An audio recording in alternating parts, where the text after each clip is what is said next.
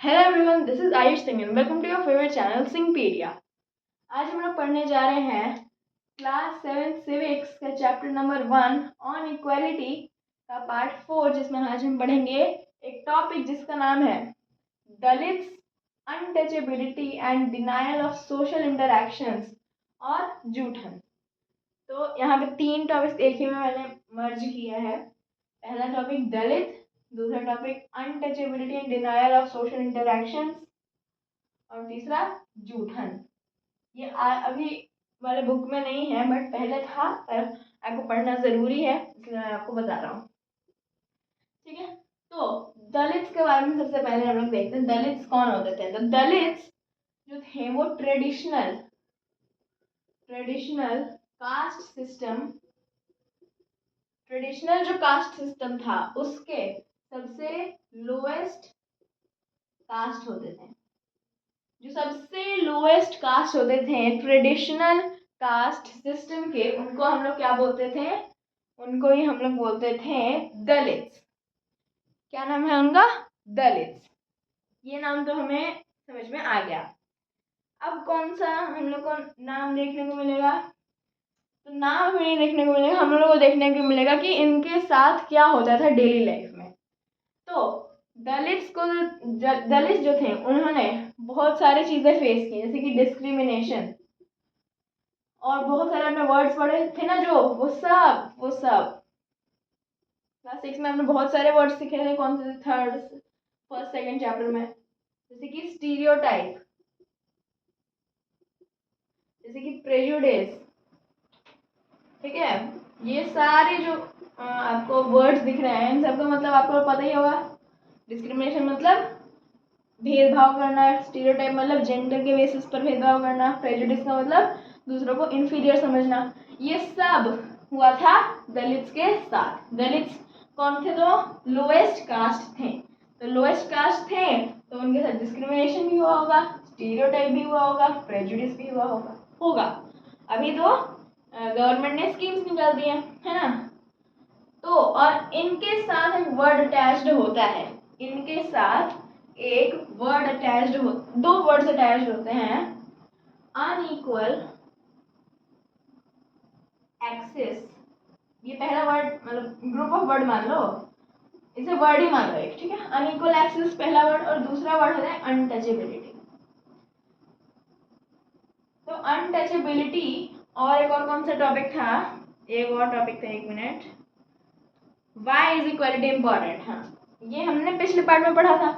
तो अनटचेबिलिटी और unequal access में अनटचेबिलिटी हमने देखा था, उसका बस ज़्यादा हमने नहीं देखा था। क्या देखा था हमने? कि उसका डेफिनेशन क्या है, ये देखा था ना हमने देखा था कि कुछ कास्ट को अनटचेबल बोला जाता था और उन्हें जो सोशल हायरार्की था, क्या मैंने वर्ड बोला? सोशल हायरार्की, यानी कि जो सोशल का ग्रुप था, सोसाइटी का जो ग्रुप था, उससे उन्हें बाहर रखा जाता था। दलित्स को सोशल हायरार्की से बाहर रखा जाता था। तो और अनटचेबिलिटी, इसका मतलब क्या? अनटचेबिलिटी का मतलब होता है छुआछूत, यानी कि जो दलित्स हैं उनको आप टच करोगे तो आप भी दलित बन जाओगे, ऐसा लोग सोचते थे उस समय, है ना। तो इसी चीज को हम लोग क्या बोलते हैं? अनटचेबिलिटी। बार बार नहीं लिखता हूँ, ये रहा। ठीक है, अनटचेबिलिटी। और अनइक्वल एक्सेस क्या होता है? तो अनइक्वल एक्सेस मिल जाता है जैसे हम लोग को एजुकेशन में दलित्स को अनइक्वल एक्सेस मिलता था। जॉब्स में भी इन्हें अनइक्वल एक्सेस मिलता था। और किस कौन सी चीज में मिलता था? इन्हें मिलता था पब्लिक स्पेसेस में। पहले टेम्पल्स में मिलता था, मॉस्क्स में मिलता था और पब्लिक स्पेसेस में। तो हर जगह इन्हें अनइक्वल एक्सेस था। लोग जो नॉर्मल लोग होते थे, जो दलित नहीं होते थे, उनको क्या होता था कि वो उनको इक्वल एजुकेशन मिलेंगी, जिन्हें जैसे सबको मिल रही है वैसे इन्हें भी मिलेंगी, चाहे वो हाईएस्ट कास्ट के हो या सेकेंड थर्ड हो। अगर लास्ट वाले के हुए, दलित हुए, तो उन्हें अनइक्वल एक्सेस मिलेगा, यानी कि उन्हें एजुकेशन बराबर नहीं मिलेगा इन तीनों को लेकर। ठीक है, और इसके बाद क्या है, जॉब। जॉब करते हो ना आप लोग तो नहीं करते होगे, लेकिन जो जॉब होता था, हम बड़े होकर कोई जॉब भी तो करेंगे, तो वो जो जॉब होता था उसमें भी अनइक्वल एक्सेस मिलता था दलित्स को। ठीक है। उसके बाद टेम्पल्स और मॉस्क, इसका मतलब क्या, मंदिर और मस्जिद। मंदिर और मस्जिद, ठीक है, ये जो दोनों थे हमारे, इसमें अनइक्वल एक्सेस कैसे, मान लो कि लोग जो हैं यहाँ जा रहे हैं अंदर, अब कैसे पता चलेगा कि कोई दलित जा रहा है अंदर, तो यहाँ पे क्या होता था ना, यहाँ पे लोग एक आदमी बैठा होता था, ठीक है, वो देखता था कि ये ब्राह्मण क्षत्रिय वैश्य शूद्र है, मतलब ब्राह्मण क्षत्रिय वैश्य है या शूद्र है, यानी कि दलित है। तो अगर एक दलित पकड़ा गया तो उसे अंदर से बाहर कर दिया जाएगा। वैसे ही इसमें भी, ठीक है, टेम्पल और मॉस्क दोनों में। पब्लिक स्पेसेस, जैसे कि कोई सोसाइटी का मतलब एक स्ट्रीट ही है, उसके अंदर जाओगे तो लोग आपसे ऐसे दूर हट रहेंगे, ऐसा आपको पसंद तो नहीं आएगा ना, वैसे दलित को भी नहीं आता था, लेकिन बस ऐसा हो जाता है क्योंकि उन्हें सोशल हायरार्की से दूर रखा जाता था। उसके बाद हम लोग को बताया गया है कि the Indian constitution guarantees equality and protects Dalits rights. तो जो हमारा कॉन्स्टिट्यूशन है उसमें आर्टिकल 14 है या 15 है, 14 है आई थिंक, 14 या 15 आप देख लेना। इसमें फंडामेंटल राइट्स के बारे में लिखा हुआ है। फंडामेंटल राइट्स का मतलब क्या हुआ, फंडामेंटल राइट्स का मतलब हुआ कि वो चीज़ें जो हम अपने हक से कर सकते हैं, ये हम लोग को करने का पूरा हक है, हम ये कर सकते हैं, वो सब 14 या आई थिंक 14 में ही लिखा हुआ है। ठीक है, तो आर्टिकल 14 में फंडामेंटल राइट्स लिखे हैं, इन्हें में ही एक टाइप आता है इनका दलित राइट्स।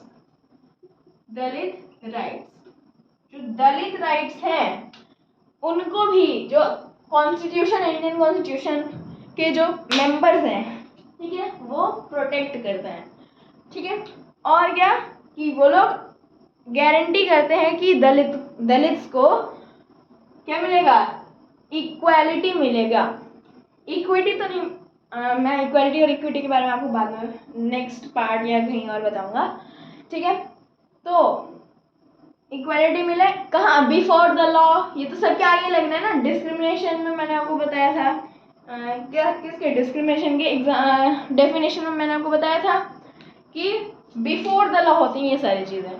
सामने तो हम लोग, जैसे मैंने आर्टिकल 18 का एग्जाम्पल दिया था बेस्ट फ्रेंड वाला, वही तो बिफोर द लॉ उन्हें इक्वालिटी मतलब मिलेगा। ठीक है, अब एक आता है हमारा, ये दो टॉपिक्स हमने देख लिया, दलित के बारे में देख लिया हमने, अनटचेबिलिटी भी देख लिया, सोशल इंटरेक्शन से डिनायल, यानी कि उन्हें नहीं करने दिया जाता था सोशल इंटरेक्शन, ये भी हमने देख लिया। सोशल हायरार्की से दलित्स को बाहर रखा जाता था। अब बचे जूठन, ये क्या होता है, तो जूठन एक बहुत ही अच्छी क्या है, ऑटोबायोग्राफी है। अब मैं बताता हूँ ये किसकी ऑटोबायोग्राफी है। ठीक है, और ये इसमें है क्या, तो एक मिनट, यस, तो इसमें क्या क्या होता था, तो जूठन मैं आपको बता दूं क्या है, ये ऑटोबायोग्राफी है। ऑटोबायोग्राफी, बायोग्राफी का तो हम लोग को मतलब पता है। बायोग्राफी का मतलब किसी आदमी के बारे में कोई कुछ चीज लिखते हैं जब, तो उस लिखी हुई चीज को हम क्या बोलते हैं, बायोग्राफी। हम लिख सकते हैं रिटन डॉक्यूमेंट अबाउट, अगर इसमें आपको एक वर्ड रहेगा अनदर, तो अनदर पर्सन, किसी और